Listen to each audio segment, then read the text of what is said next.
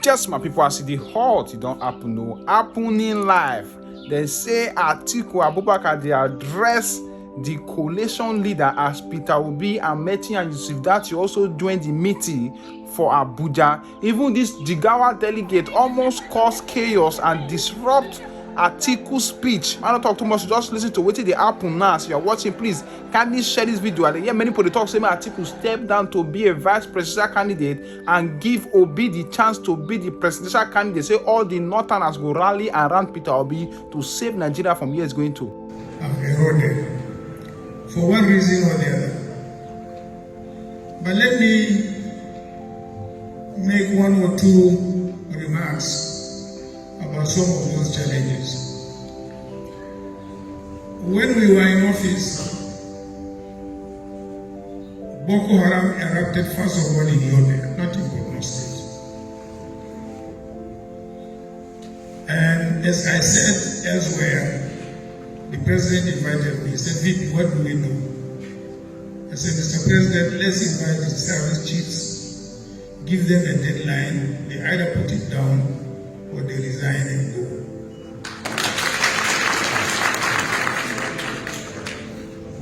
And we called them, and the president addressed them in a military manner. And believe me, within few weeks or months, they put it down. By the time we left, it was down. It was out, completely stopped. But after we left, it resurfaced. Again, I read in a United Nations report that Nigeria was terribly under-policed. I went to him and said, "Mr. President, I read a United Nations report and Nigeria is terribly under-policed." He said, "What do we do?" I said, "Well, we have many police colleges that have been closed across the states. We should open them and hire as many policemen as possible." And we did that. And then it came to the issue of procurement of the equipment for the police, from arms and ammunition and so on and so forth. I said, "Mr. President, let's call the police. Let them tell us where do they procure these items, which countries." And the police gave us the countries. I said, "Let's call the ambassadors of those countries and deal directly with them. Let them produce those equipment we need within a record time." Which they did. We didn't go through contract system because contract procedure was cumbersome. This was how we left. We still have a deficit. Today, we have 340,000 policemen in a population of 240 million. Tell me how they can police effectively. In my local government, we don't have more than 15 policemen. We don't have more than 15. And most local governments are like that.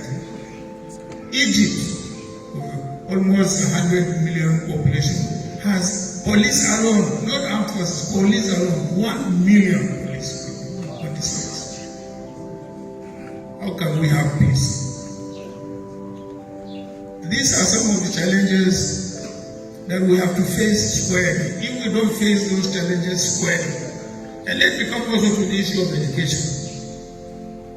Yes, the North has been backward in education for quite some time. I went to the president and said, "Look, I wanted to set up an educational panel, particularly focusing on mother states." And we set up a panel under Professor Adamu Paiki of the Ahmadu Bello University, a renowned international economist.